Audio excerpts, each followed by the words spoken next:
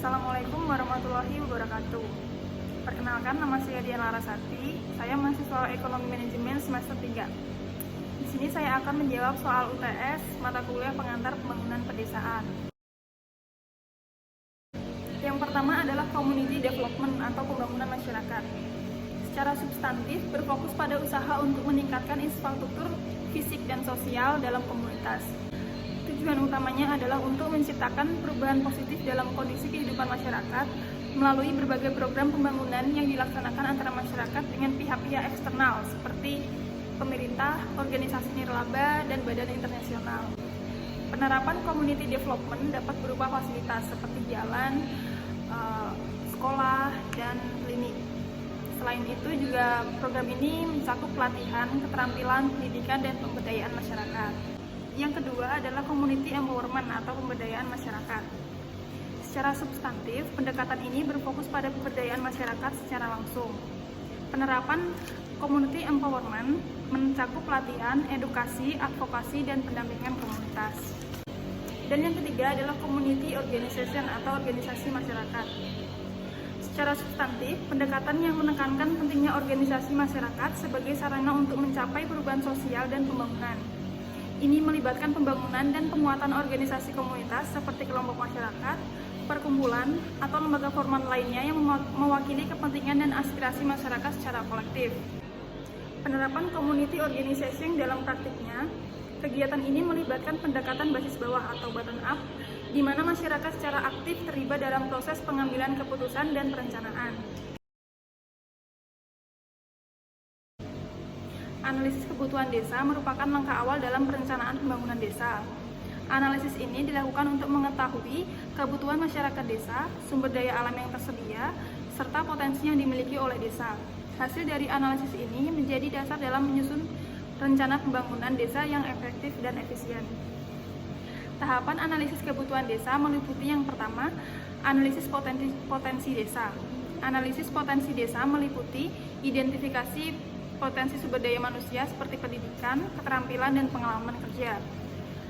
Yang kedua adalah identifikasi potensi sumber daya alam seperti tanah, air, dan alam. Yang ketiga, identifikasi potensi sumber daya ekonomi seperti industri, pertanian, dan pariwisata. Selanjutnya adalah analisis kebutuhan masyarakat desa. Analisis kebutuhan masyarakat desa meliputi yang pertama, identifikasi kebutuhan masyarakat desa melalui survei dan wawancara dengan masyarakat. Yang kedua, analisis data yang diperoleh. Selanjutnya, prioritasi kebutuhan yang harus dipenuhi dalam perencanaan pembangunan desa. Yang ketiga adalah analisis sumber daya alam yang dimiliki desa. Analisis sumber daya alam yang dimiliki desa meliputi yang pertama, identifikasi sumber daya alam yang tersedia di desa, analisis potensi sumber daya alam yang dimiliki oleh desa, prioritasi penggunaan sumber daya alam yang efektif dan efisien. Yang keempat adalah infrastruktur yang ada di desa. Yang pertama adalah identifikasi kondisi infrastruktur yang ada di desa. Yang kedua, analisis kebutuhan perbaikan atau pembangunan infrastruktur. Yang ketiga, prioritasi perbaikan atau pembangunan infrastruktur yang harus dilakukan.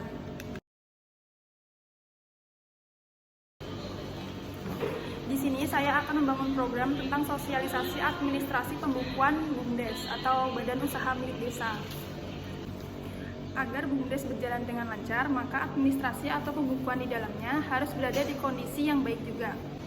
Lokasi yang saya pilih untuk program ini adalah SP6, Desa Salibatu.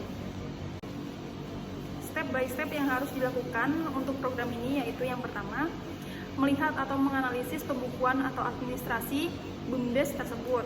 Yang kedua, memahami kendala yang terdapat dalam pembukuan atau administrasi yang ada di BUMDes. Yang ketiga adalah mengadakan sosialisasi terkait permasalahan tersebut. Dan yang terakhir adalah melakukan pembinaan atau pendampingan untuk pembuatan pembukuan terkait administrasi secara jelas serta mudah dipahami.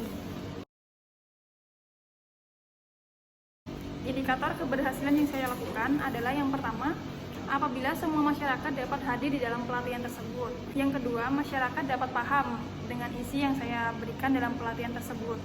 Dan yang ketiga adalah masyarakat dapat menjalankan program pelatihan tersebut secara mandiri dan berkelanjutan serta melakukan inovasi. cara monitoring yang saya lakukan bisa dikatakan berhasil atau gagal. Dengan cara setiap kegiatan pendampingan kita dapat mengukur sampai mana masyarakat dapat membuat administrasi atau pembukuan BUMDes tersebut secara jelas dan mudah dipahami. Untuk memastikan kelancaran pelaksanaan program pembangunan pedesaan dalam waktu singkat, pertama, tetapkan rencana yang jelas dan terperinci sebelum memulai. Selanjutnya, tetap komunikatif dalam tim, lakukan rapat, koordinasi reguler, dan pastikan semua anggota tim memahami tugas masing-masing. Perluas jaringan komunikasi dengan pihak terkait di lapangan untuk mendeteksi potensi kendala sejak dini. Selalu siapkan rencana kontingensi untuk mengatasi situasi tak terduga dan tetap fleksibel dalam penyesuaian. Baik, itu saja penjelasan saya dalam UTS kali ini. Wassalamualaikum warahmatullahi wabarakatuh.